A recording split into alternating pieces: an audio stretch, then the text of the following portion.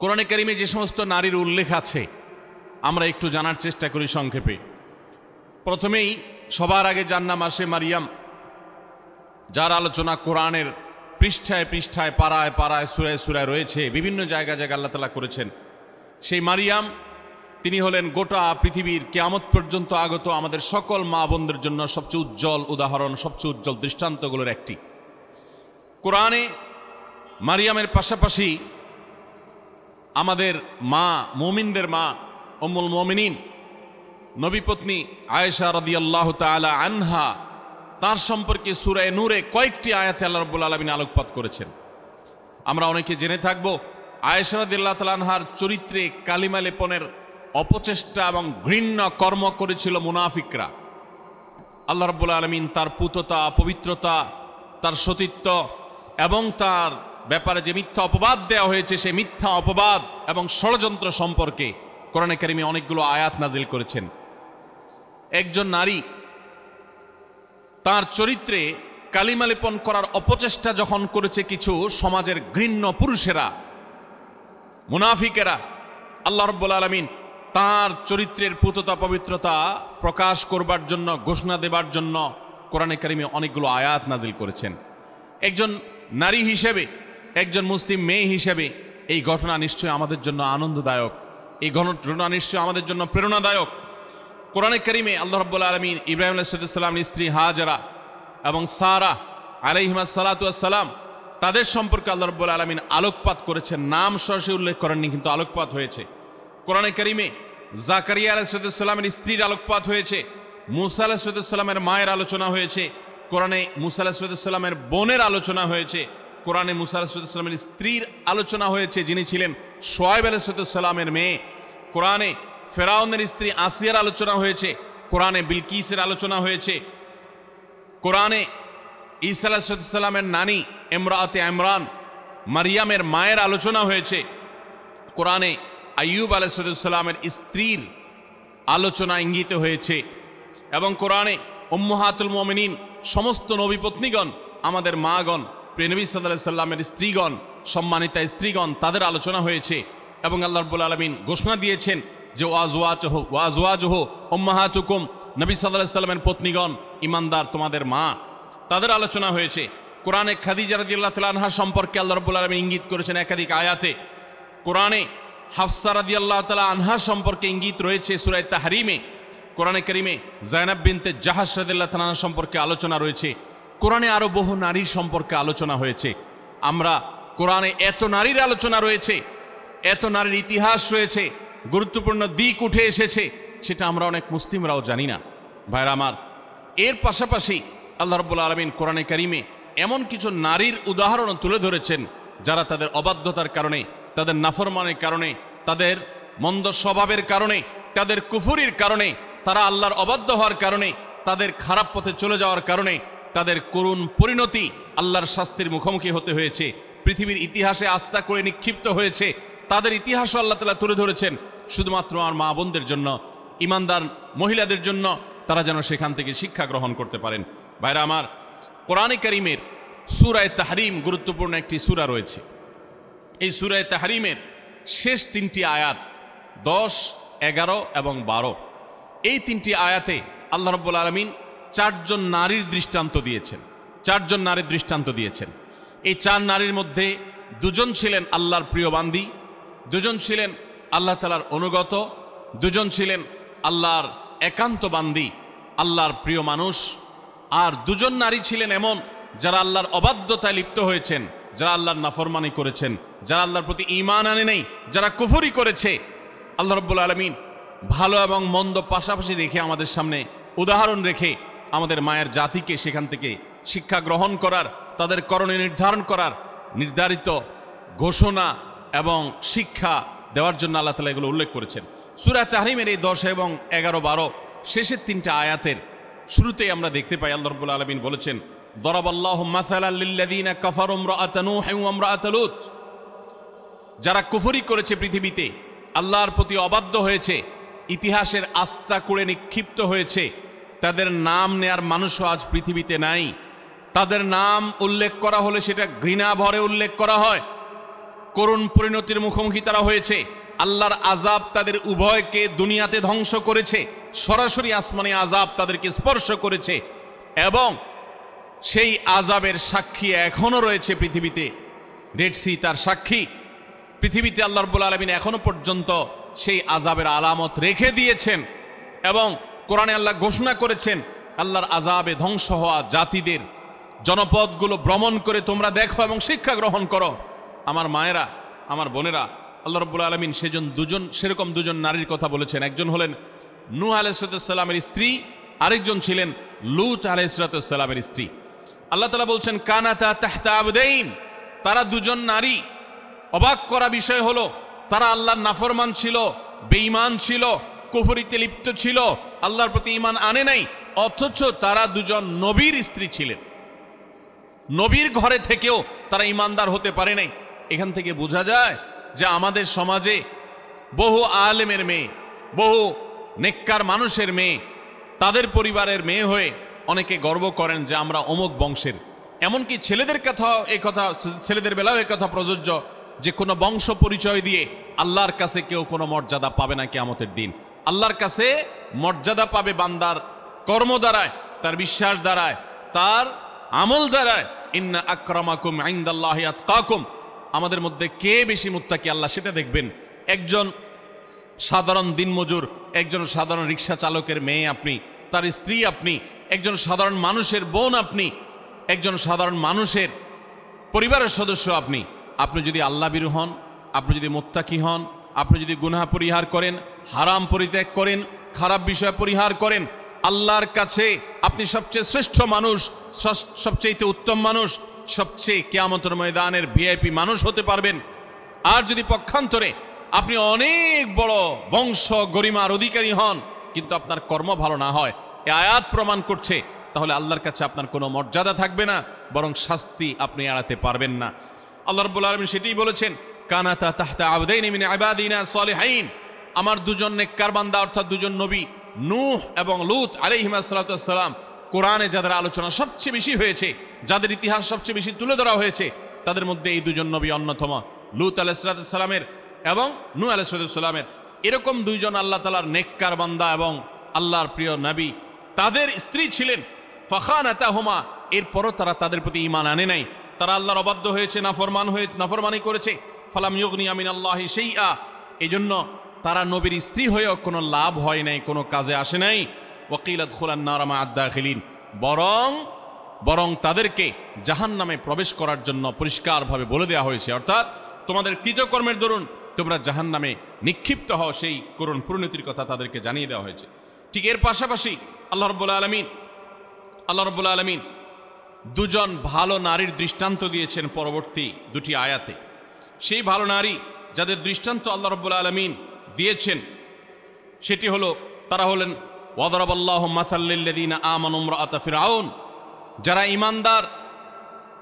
ঈমানদার তাদের সম্পর্কে আল্লাহ রাব্বুল আলামিন বলেছেন যে ঈমানদারদের জন্য উজ্জ্বল উদাহরণ দৃষ্টান্ত হলো ফিরআউনের স্ত্রী। ফিরআউন আল্লাহর অবাধ্য ছিল, নাফরমান ছিল, অথচ তার স্ত্রী আসিয়া আলাইহিস সালাম তিনি ছিলেন আল্লাহর অনুগত বান্দা, আল্লাহর প্রতি ঈমান এনেছেন।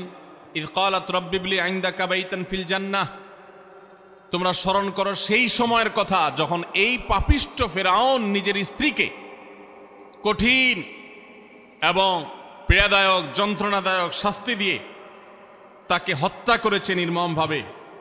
তিনি যখন শাহাদাতের সুধা পান করছিলেন তখন আল্লাহর কাছে দোয়া করেছেন রব্বি ইবনি লি ইনদাকা বাইতান ফিল জান্নাহ, আল্লাহ এই যে আমার প্রাণ বের হচ্ছে আযাবে তোমার প্রতি ঈমান আনার কারণে, তুমি এর বিনিময়ে আমার জন্য জান্নাতে গৃহ নির্মাণ করিও। ওয়ানাজ্জিনি মিন ফিরআউন ওয়া আমালি, এবং ফিরআউনের যে কর্মকাণ্ড এগুলো থেকে আমাকে মুক্তি দাও। ওয়ানাজ্জিনি মিনাল কওমিজ জালিমিন, আর এই জালেম সম্প্রদায় থেকে আমাকে নাজাত দাও আল্লাহ। একজন হলেন ফিরআউনের স্ত্রী আসিয়া, তিনি আল্লাহর অনুগত বান্দি ছিলেন। আরেকজনের কথা আল্লাহ বলছেন ওমারিয়াম বিনতে ইমরান, আরেকজন নারীর দৃষ্টান্ত তোমাদের সামনে দিচ্ছি, নেককার নারীর দৃষ্টান্ত। তিনি হলেন ইমরানের স্ত্রী, ইমরানের মেয়ে মারিয়াম ঈসা আলাইহিস সালামের মা, আল্লাতী আহসানাত ফারজাহা, যিনি তার চরিত্রকে হেফাজত করেছেন, তার চরিত্রে কোনো কালিমা লাগতে দেননি, কোনো গুনাহে লিপ্ত হননি, কোনো হারামে জড়াননি। তিনি পরিপূর্ণ পুত পবিত্রা একজন নারী ছিলেন, সচ্চরিত্রবান একজন মানুষ ছিলেন। ফানাফাখনা ফীহি মির রূহিনা, তো আল্লাহ তাআলার রূহ, আল্লাহর বিশেষ অর্ডার তার কাছে এসেছে, যার ফলশ্রুতিতে ঈসা আলাইহিস সালামের মতো সন্তান বাবা ছাড়া সরাসরি আল্লাহর নির্দেশে অলৌকিকভাবে তিনি জন্ম দিয়েছেন। ওয়াসাদ্দাকাত বিকালিমাতি রাব্বিহা ওয়া কুতুবিহি ওয়া কানাত মিনাল কানিতিন, এবং তিনি আল্লাহ তাআলার অনুগত বান্দী ছিলেন। আল্লাহর কালিমাতকে তিনি বিশ্বাস করেছেন, আল্লাহর কিতাব, আসমানি কিতাবকে বিশ্বাস করেছেন, আল্লাহর অনুগত বান্দী ছিলেন। তাহলে এই তিনটি আয়াতে সূরা তাহরিমে আমরা 4 জন নারীর দৃষ্টান্ত পেলাম গোটা দুনিয়ার সমস্ত নারীদের জন্য। এই 4 জন নারীর দৃষ্টান্ত অনেক গুরুত্বপূর্ণ, শিক্ষণীয়। আমাদের উচিত, বিশেষ করে প্রত্যেক মুসলিম নারীর উচিত, সূরা তাহরিমের এই শেষ 3টি আয়াতে যে 4 জন নারীর দৃষ্টান্ত দেওয়া হয়েছে, সেই দৃষ্টান্তগুলো ভালো করে ব্যাখ্যা সহকারে পড়া, তাদের জীবনী সম্পর্কে জানা এবং তাদের কর্ম এবং কর্মফল সম্পর্কে অবগত হওয়া। এর ফলে আমরা ভালো হওয়ার প্রেরণা পাবো, মন্দ পথ থেকে বেঁচে থাকার প্রেরণা ইনশাআল্লাহ আমরা লাভ করতে পারবো। আল্লাহ রাব্বুল আলামিন আমাদের সকলকে এই সমস্ত কোরআনে কারীমের উজ্জ্বল উদাহরণগুলো, দৃষ্টান্তগুলো থেকে শিক্ষা গ্রহণ করার তৌফিক দান করুন। আমাদের মা বোনরা অনেকে কোরআনে কারীম সহি করে পড়তেও পারেন না, আবার অনেকে পড়তে পারেন কিন্তু তারা কোরআনে কারীমের অর্থ বোঝেন না, ব্যাখ্যা জানেন না, জানার আগ্রহ নেই, প্রচেষ্টা নেই। এটা খুবই দুঃখজনক একটি ব্যাপার, অত্যন্ত বেদনাদায়ক একটি অধ্যায়। কোরআন আল্লাহ তাআলা দিয়েছেন, আমার বোন, আপনাকে লক্ষ্য করে আল্লাহ তাআলা উদাহরণ দিয়েছেন। আপনার বয়স 30, 35, 40 হয়ে গেছে, অথচ আপনি একটি বারের জন্য সেটা খুলে দেখার, পড়ে দেখার প্রয়োজনীয়তা অনুভব করেন নাই। আপনি এটিকে জানার ফুরসতটুকু আপনার জীবনে পান নাই। কিয়ামতের ময়দানে কি নিয়ে আল্লাহর সামনে দাঁড়াবেন, কোন মুখে আল্লাহর কাছে জান্নাত আশা করবেন? এজন্য আমি আবারও আপনাদেরকে উদাত্ত আহ্বান করতে চাই, আমার মা ও বোনেরা, আপনারা সূরা তাহরিমের শেষ 3টি আয়াত, আরও নারীদের সংশ্লিষ্ট যে সমস্ত বিষয় আসো রয়েছে কোরআনে, এগুলো আপনারা জানার চেষ্টা করবেন। নবী সাল্লাল্লাহু আলাইহি ওয়াসাল্লামের হাদিসে যা বলা হয়েছে সেগুলো জানার চেষ্টা করবেন। আল্লাহ তাআলা আমাদের সকলকে ঈমানদার, আল্লাহর অনুগত যে সমস্ত বান্দিরা ছিলেন, আমাদের মা বোনদেরকে তাদের অনুসরণ অনুকরণ করার তৌফিক দান করুন। এবং যারা আল্লাহর নাফরমানিতে লিপ্ত হয়েছে, অবাধ্যতা লিপ্ত হয়েছে, তাদের জীবনী, তাদের কর্ম এবং কর্মফল থেকে শিক্ষা গ্রহণ করে আল্লাহর নাফরমানি থেকে, হারাম কাজ থেকে, অন্যায় অশ্লীলতা থেকে আল্লাহ তাআলা আমাদেরকে বেঁচে থাকার তৌফিক দান করুন। ভাইরা আমার, কোরআনে কারীমের নারীদের যে আলোচনা রয়েছে শুধু কোরআনেই নেই, নবী সাল্লাল্লাহু আলাইহি ওয়াসাল্লামের হাদিসেও আমরা দেখতে পারি যে নারীদের জন্য কত আলোচনা রয়েছে। আমরা কোরআন এবং হাদিসে নারীদের এমন 11টি বিশেষ বৈশিষ্ট্যের কথা উল্লেখ করতে চাই আজ, যে বৈশিষ্ট্যের কথা একজন মুসলিম নারী হিসাবে গর্বিত হওয়ার জন্য যথেষ্ট। আপনি নারী হিসাবে জন্ম লাভ করার জন্য আনন্দিত হতে হলে এই 11টি বৈশিষ্ট্য, এটার দিকে দেখাটাই যথেষ্ট। নারী জন্মের আনন্দ আপনি অনুভব করবেন শুধুমাত্র এই 11টি পয়েন্ট আপনি জানতে পারলে। আমরা অনেক মা বোনরা আছি, তারা জানি না। আমি আবারও বলছি, নারী অধিকারের নামে, নারী মুক্তির নামে, নারী স্বাধীনতার নামে, নানা মুখরোচক স্লোগানের নামে অনেক মুসলিম বোনদেরকে, মুসলিম মেয়েদেরকে আজ ভুল পথে পরিচালিত করা হচ্ছে।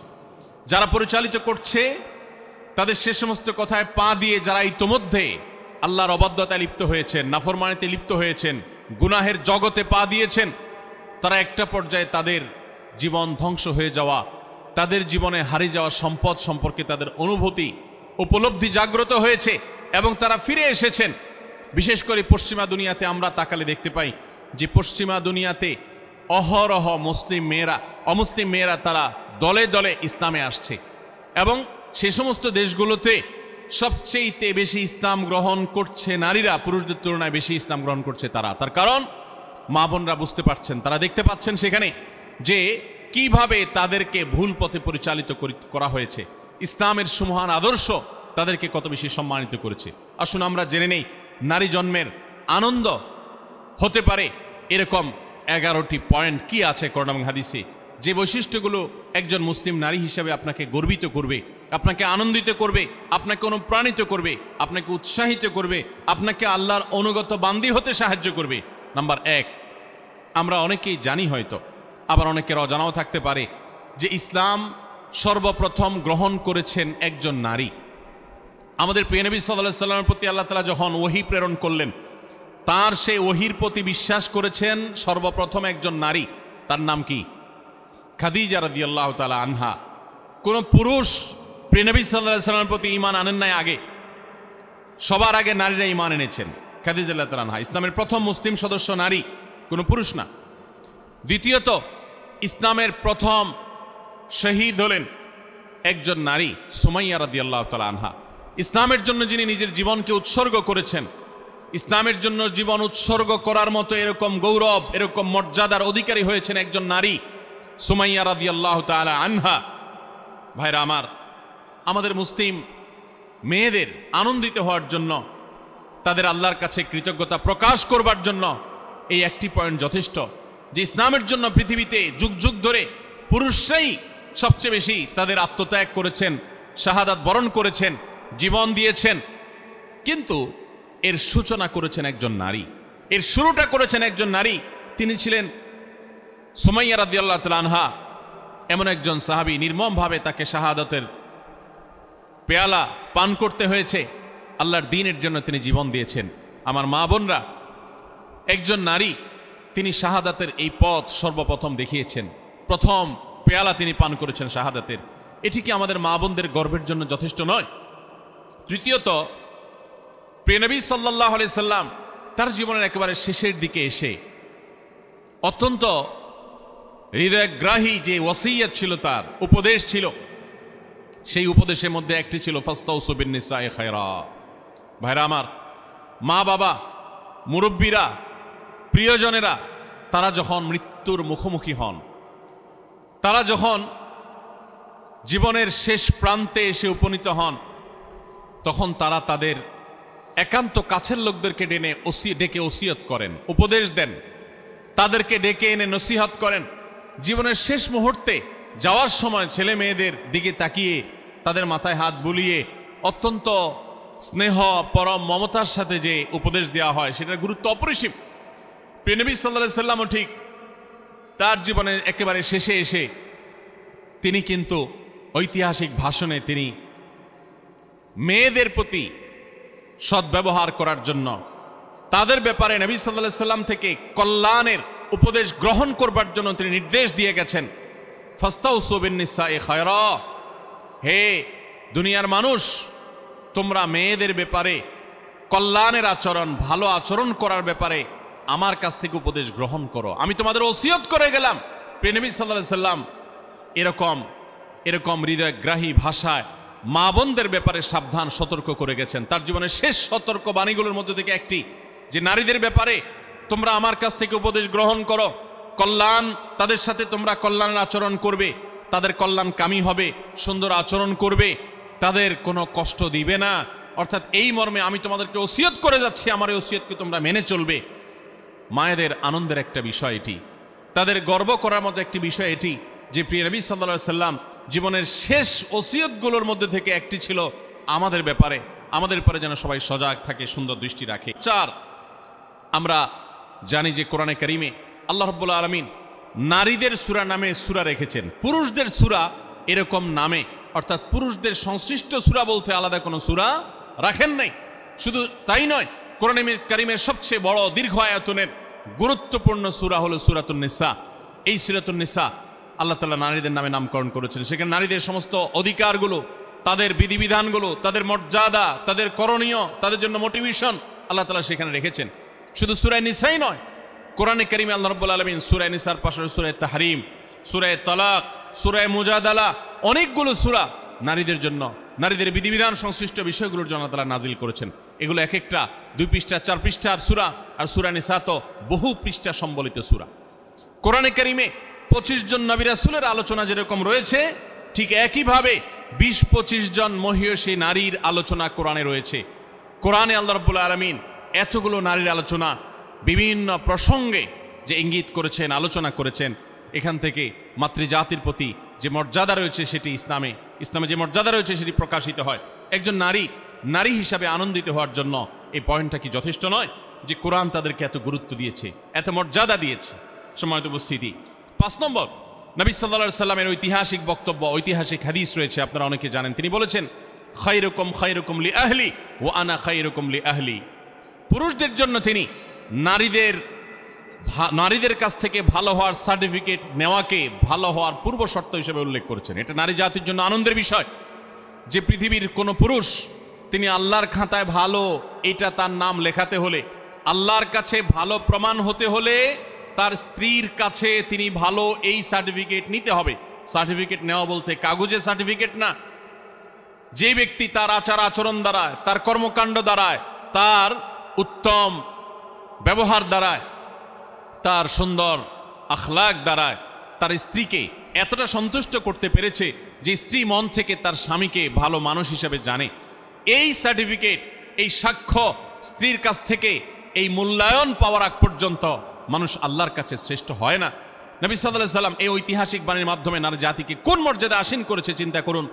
আমাদের দেশের চারিত্রিক সনদপত্র বিভিন্ন জনপ্রতিনিধিগণ ইস্যু করে থাকেন, মেম্বার, চেয়ারম্যান, কমিশনাররা দিয়ে থাকেন। এর ফলে তাদের একটা মর্যাদা বোঝা যায় যে তারা সাধারণ নাগরিকের, সাধারণ মানুষের, সর্বস্তরের মানুষের চারিত্রিক সনদপত্র ইস্যু করে থাকেন। ইসলাম সমস্ত পুরুষদের চারিত্রিক সনদপত্র ইস্যু করার অধিকার নারীদের হাতে দিয়েছেন, স্ত্রীদের হাতে দিয়েছেন। স্ত্রী যদি বলে যে আমার স্বামী, তার আচার আচরণ, ব্যবহার, তার কর্মকাণ্ড সব কিছু মিলিয়ে তিনি একজন ভালো মানুষ, এটি আমি বলতে পারি, এটা যদি মন থেকে কোনো নারী তার স্বামী সম্পর্কে সাক্ষ্য দেন, তাহলে আল্লাহর কাছে তিনি অত্যন্ত মর্যাদাবান মানুষ হিসেবে প্রমাণিত হন। সম্মানিত উপস্থিতি, এখান থেকে মায়ের জাতি, নারী জাতির প্রতি ইসলাম যে মর্যাদা দিয়েছে সেটা দিনের আলোর মতো পরিষ্কার হয়ে যায়।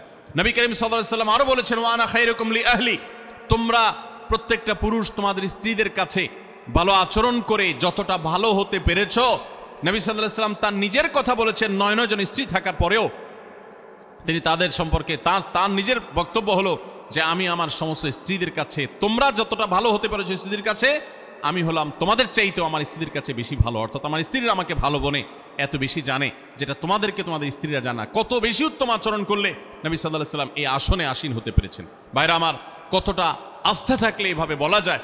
তো এখান থেকে নারী জাতির মর্যাদা পরিষ্কারভাবে বোঝা যায় যে পুরুষদের শ্রেষ্ঠত্ব এবং তাদের মর্যাদা, তাদের মূল্যায়ন, এটা আল্লাহ তাআলা নারীদের উপরে ন্যস্ত করেছে। নাম্বার 6, আমাদের প্রিয় নবী সাল্লাল্লাহু আলাইহি সাল্লাম নারীদেরকে অনেক বেশি পছন্দ করতেন, ভালোবাসতেন, শ্রদ্ধা করতেন। এর মানে হলো, আপনারা জানেন মা এবং বাবা উভয়ের মর্যাদা বর্ণনা করতে গিয়ে নবী সাল্লাল্লাহু আলাইহি সাল্লাম কার মর্যাদা বেশি বর্ণনা করেছেন, বাবার না মায়ের? মায়ের। তাহলে এখানে নারীকে নবী সাল্লাল্লাহু আলাইহি সাল্লাম অগ্রাধিকার দিয়েছেন। এবং নবী সাল্লাল্লাহু আলাইহি সাল্লামের কাছে যখন সাহাবী জিজ্ঞাসা করেছেন, ইয়া রাসূলুল্লাহ আবাররু মান, আমি কার সাথে বেশি সদাচরণ করব? নবী সাল্লাল্লাহু আলাইহি সাল্লাম বলেছেন, উম্মাক, তোমার মায়ের সাথে।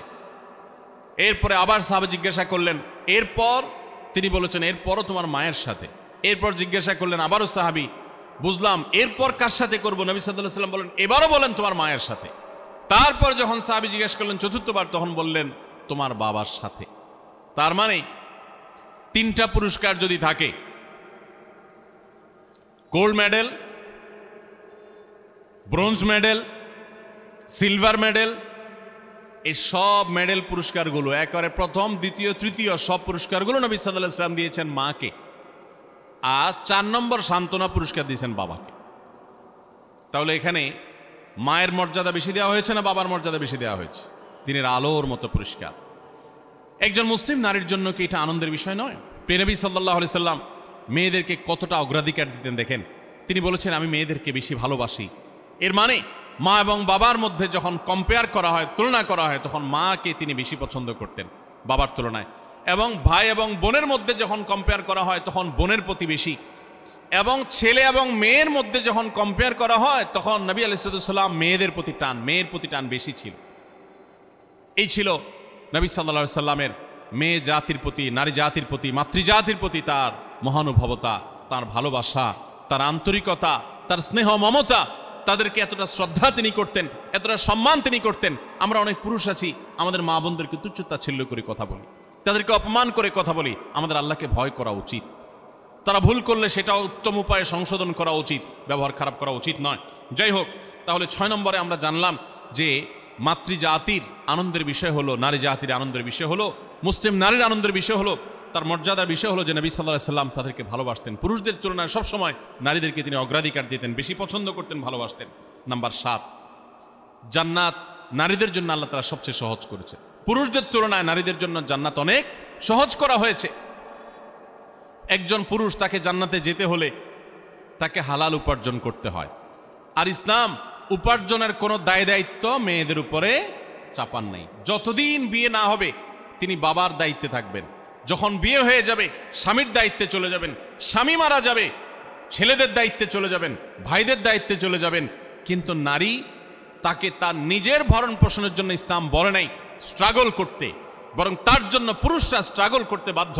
আর পুরুষরা যখন স্ট্রাগল করতে যায়, উপার্জন করতে যায়, কামাই রোজগার করতে যায়, তখন তার হালাল হারাম বাজ বিচার করতে হয়। কাজটা কিন্তু সহজ না। হারাম থেকে বেঁচে থেকে আবার পয়সা করে কামাই করে এনে পরিবারের ভরণ পোষণের ব্যবস্থা করা, এটা খুব সহজ কাজ না। এই জন্য পুরুষকে জান্নাতে যেতে হলে শুধু 5 ওয়াক্ত নামাজ পড়লে, রমজান রোজা রাখলে এবং মৌলিক কিছু কাজ করলেই যথেষ্ট হয় না, তাকে হালাল উপার্জন করতে হয়, হারাম থেকে বাঁচতে হয়। নারীর জন্য এই সমস্ত হ্যাসেল নাই, তাদের জন্য অনেক সহজ।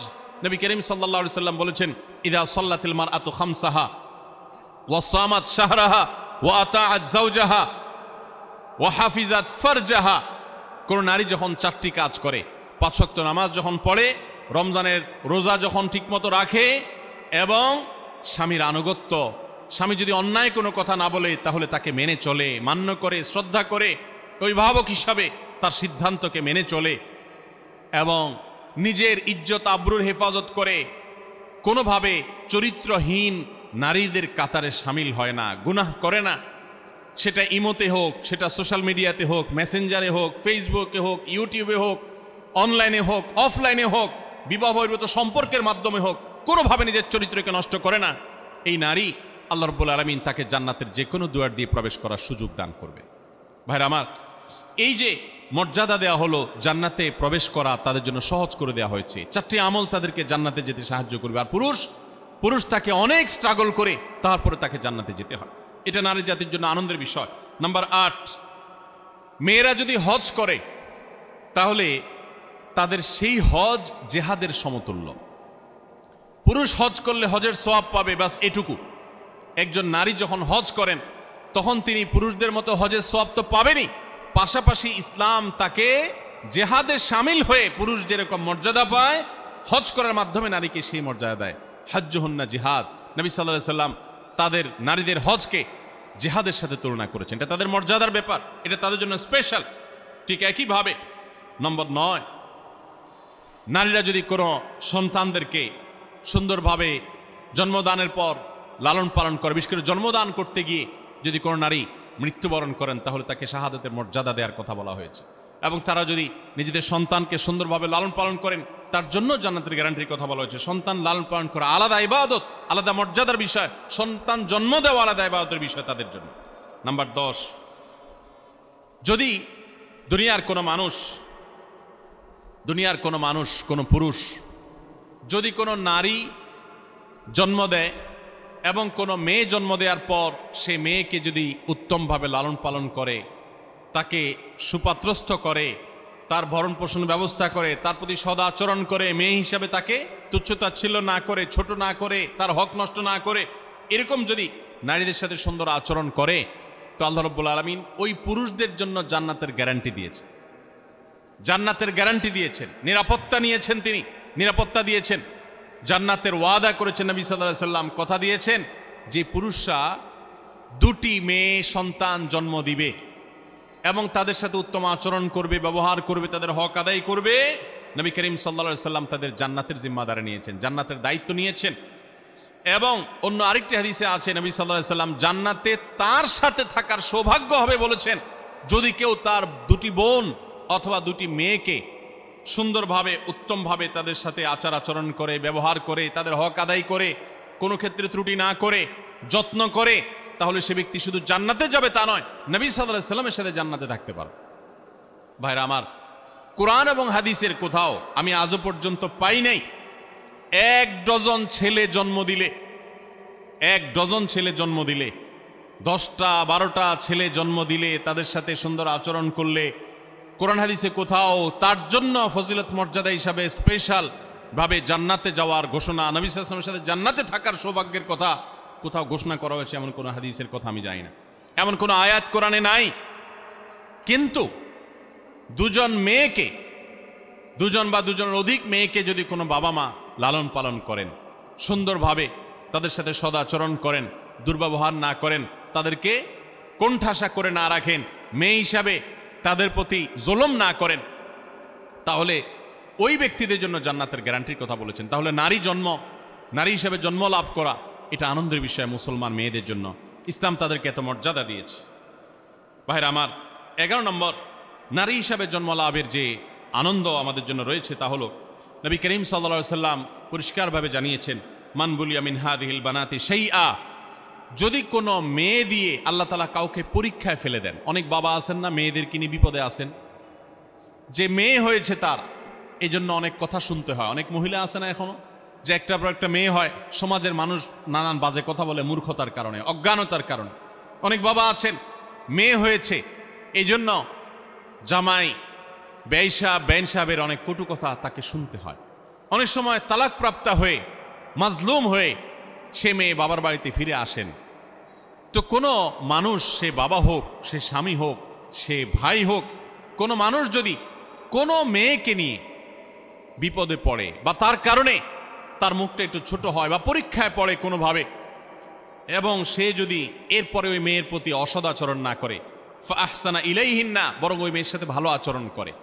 বাবা, মেয়ে তালাকপ্রাপ্ত হয়ে আসছে, কটু কথা বলে না, ভাইরা খোঁচা দিয়ে কথা বলে না যে স্বামীর সংসার করতে পারস নাই, এসে উঠছিস আমাদের ঘরে, বরং তারা তার প্রতি সদাচরণ করে, আল্লাহর ফয়সালা মেনে নিয়ে তারা সুন্দর আখলাক দেখায়। এরকম যদি কেউ করে তো ওই পুরুষদের জন্য, ওই মানুষদের জন্য নবী সাল্লাল্লাহু আলাইহি সাল্লাম বলেছেন, কুন্না লাহু সিতরাম মিনান নার, এই নারী যার কারণে তারা একটু কষ্টের মধ্যে পড়েছে, একটু পরীক্ষার মধ্যে পড়েছে, একটু সমাজে তারা হেয় হয়েছে, জুলুমের শিকার হয়েছে, তো বোনের কারণে, মেয়ের কারণে যে বাবা, যে ভাই এতটুকু কোণঠাসা পরিস্থিতিতে পড়েছেন, এরকম জটিলতার মধ্যে পড়েছেন, তারা যদি সবর করেন এবং তারা যদি মেয়ের সাথে এর কারণে খারাপ আচরণ না করেন, ভালো আচরণ করেন, তো নবী সাল্লাল্লাহু আলাইহি সাল্লাম বলেছেন এই মেয়ে কিয়ামতের ময়দানে তাদের জাহান্নাম থেকে বাঁচার ডাল হবে, জাহান্নাম থেকে বাঁচার কারণ হবে। এর কারণে, এর প্রতি সদাচরণ করার কারণে আল্লাহ তাআলা তাদের কৃতকর্মের কারণে জাহান্নামে যাওয়ার মতো হলেও আল্লাহ তাআলা তাদেরকে হেফাজত করবে। অতএব আমাদের সমাজে যারা এখনো মা বোনদের প্রতি এই ধরনের আচরণ করেন তাদের সাবধান হওয়া উচিত, সতর্ক হওয়া উচিত। আল্লাহ তাআলা আমাদেরকে সেই তৌফিক দান করুন। তাহলে আমরা 11টি পয়েন্টের কথা জানলাম। এই পয়েন্টগুলো থেকে আমরা স্পষ্ট বুঝতে পারলাম যে ইসলাম একজন নারীকে কোন মর্যাদায় আসীন করেছে। ভাইরা আমার, ইসলাম যখন নারীকে এতগুলো মর্যাদা দিয়েছে, ওই সময় নারীর অবস্থা কি ছিল জানেন? আজকে পৃথিবীতে নারীকে নিয়ে অনেক মুখরোচক কথা বলার মানুষ আছে।